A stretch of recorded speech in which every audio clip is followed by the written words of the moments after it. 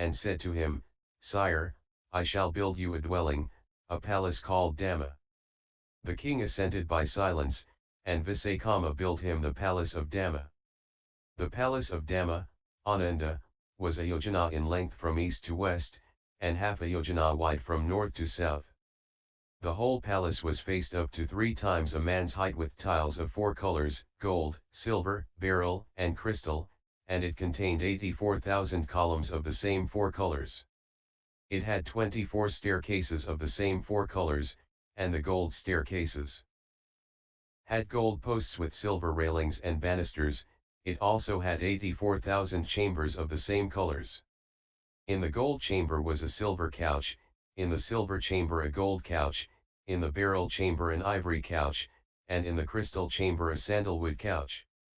On the door of the gold chamber a silver palm tree was figured, with silver stem, gold leaves, and fruit. On the door of the silver chamber a golden palm tree was figured, with golden trunk, leaves and fruit. On the door beryl chamber a crystal palm tree was figured, with crystal trunk and beryl leaves and fruit. On the door of the crystal chamber a beryl palm tree was figured, with crystal leaves and fruit. Then the king thought, "Suppose I were to make a grove of palm trees all of gold by the door of the great gabled chamber where I sit in the daytime," and he did so. Surrounding the Dhamma palace were 2 parapets, one of gold, one of silver. The gold one had gold posts, silver railings, and banisters, and the silver one had silver posts, gold railings, and banisters.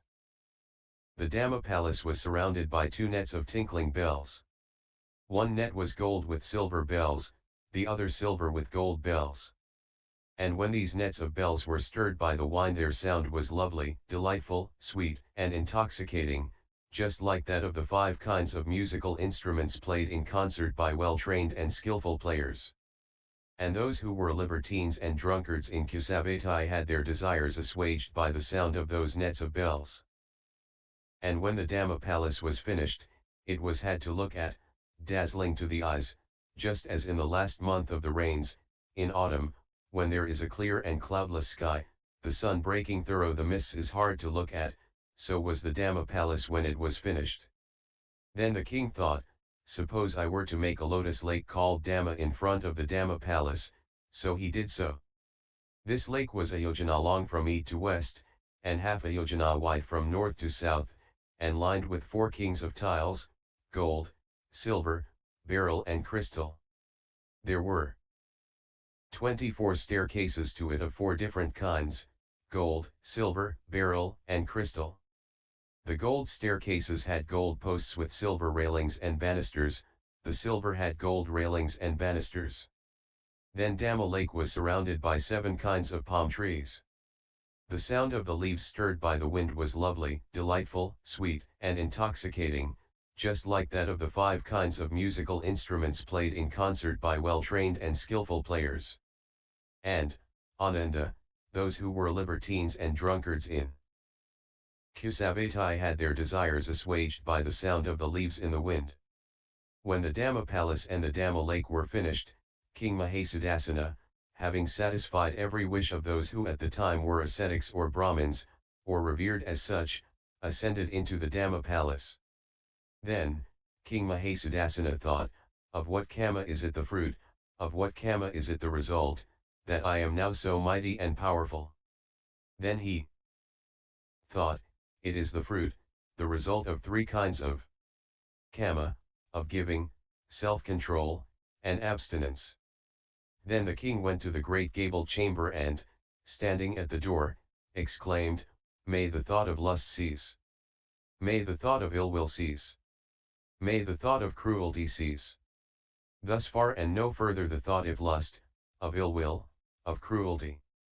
Then the king went into the great gabled chamber, sat down cross-legged on the golden couch, and detached from all sense desires, detached from unwholesome mental states, entered and remained in the first dhyana, which is with thinking and pondering, born of detachment, filled with delight and joy. And with the subsiding and oneness of mind, he entered and remained in the second dhyana, which is without thinking and pondering, born of concentration, filled with delight and joy. And with the fading away of delight, remaining imperturbable, mindful and clearly aware, he experienced in himself that joy of which the noble ones say, happy is he who dwells with equanimity and mindfulness. He entered and remained in the third jhana. And, having given up pleasure and pain, and with the disappearance of former gladness and sadness, he entered and remained in the fourth jhana, which is beyond pleasure and pain, and purified by equanimity and mindfulness. Then the king, emerging from the great gabled chamber, went to the golden gabled chamber and, seated cross-legged on the silver couch, stayed pervading first one quarter, then the second, the third, and the fourth quarter with a mind filled with loving kindness. Thus he stayed, spreading the thought of loving kindness above, below, and across, everywhere, always with a mind filled with loving kindness, abundant, magnified, unbounded, without hatred or ill will. And he did likewise with compassion, sympathetic joy, and equanimity. Of King Mahasudassana's 84,000 cities, his capital Kusavati was the chief. Of his 84,000 palaces Dhamma was the chief. Of his 84,000 gabled halls the great gabled chamber was the chief. His 84,000 couches were of gold, silver, ivory, sandalwood, covered with fleece, wool, spread with cuddly deer hide, with head covers, with red cushions at both ends. Of his 84,000 elephants adorned with gold ornaments, with gold banners and spread with gold nets, Aposatha the royal tusker was chief. Of his 84,000 carriages, covered with lion skins, tiger skins, leopard skins, or with orange-colored cloth, adorned with gold ornaments, gold banners, and spread with gold nets, the chariot Vijayanta was the chief. Of his 84,000 wives Queen Subhada was the chief. Of his 84,000 householders the householder treasure was the chief. Of his 84,000 Khattiyani retainers the councillor treasure was the chief. His 84,000 cows had tethers of fine jute and milk pails of silver. His 84,000 bales of clothing were of the finest linen, cotton, silk, and wool. His 84,000 rice offerings were there for the taking by those in need, evening and morning. And at the time, King Mahasudassana's 84,000 elephants waited on him evening and morning. And he thought, these 84,000 elephants wait on me evening and morning. How if, at the end of each century, 42,000 elephants were to wait on me, turn and turn about? And he gave instructions accordingly to his councillor treasure, and it was done. And, Ananda, after many hundred thousand years, Queen Subhada thought, it is a long time since I saw King Mahasudassana. Suppose I were to go and see him. So she said to her women, come now, wash your heads and put on clean clothes. It is long since we saw King Mahasudassana. We shall go see him. Yes, your majesty, they said, and prepared themselves as ordered, then returned to the queen. And Queen Subhada said to the councillor treasure, friend councillor, draw up the fourfold army. It is long since we saw King Mahasudassana. We shall go and see him. Very good, your majesty, said the councillor treasure, and, having drawn up the fourfold army, he reported to the queen, now is the time to do as your majesty wishes. Then Queen Subhada went with the fourfold army and her women folk to the Dhamma palace and, entering, went to the great gabled chamber and stood leaning against the doorpost. And King Mahasudassana, thinking, what is this great noise, as of a crowd of people, came out of the door and saw Queen Subhada leaning against the doorpost. And he said, stay there, queen. Do not enter. Then King Mahasudassana said to a certain man, here, fellow, go to the great gabled chamber, bring the gold couch out and lay it down along the gold palm trees. Very good, sire, said the man, and did so. Then King Mahasudassana adopted the lion posture on his right side with one foot on the other, mindful and clearly aware. Then Queen Subhada thought, King Mahasudassana's faculties are purified, his complexion is clear and bright, oh I hope he is not dead. So she said to him, sire, of your 84,000 cities, Kusavati is the chief.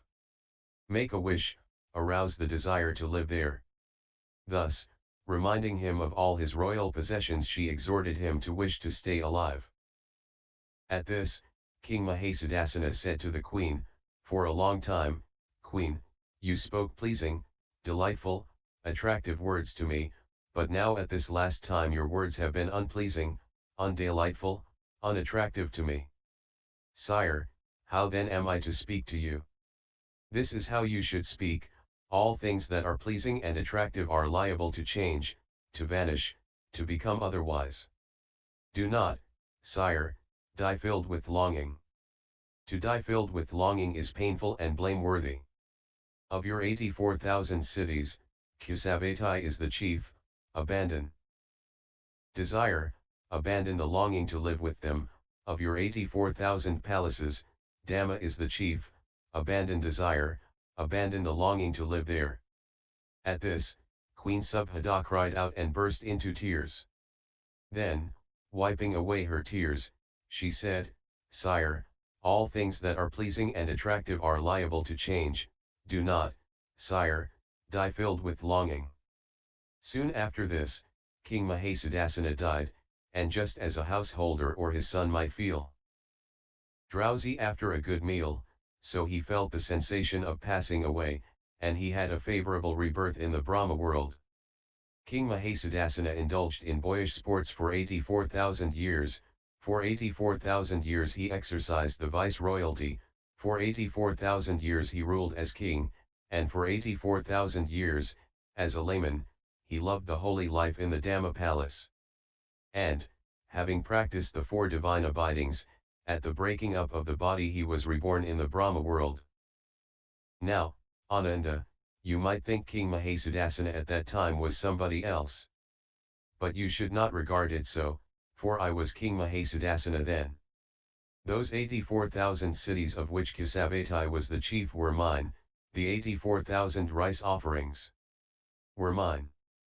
And of those 84,000 cities I dwelt in just one, Kusavati. Of the 84,000 wives I had, just one looked after me, and she was called Khattiyani or Velamikani. Of the 84,000 bales of cloth I had just one.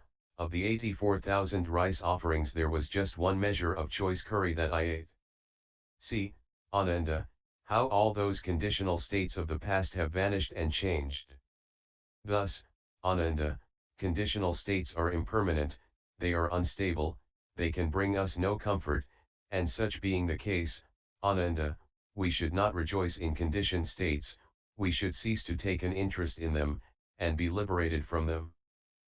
6 times, Ananda, I recall discarding the body in this place, and at the 7th time I discarded it as a wheel-turning monarch, a righteous king who had conquered the 4 quarters and established a firm rule, and who possessed the 7 treasures.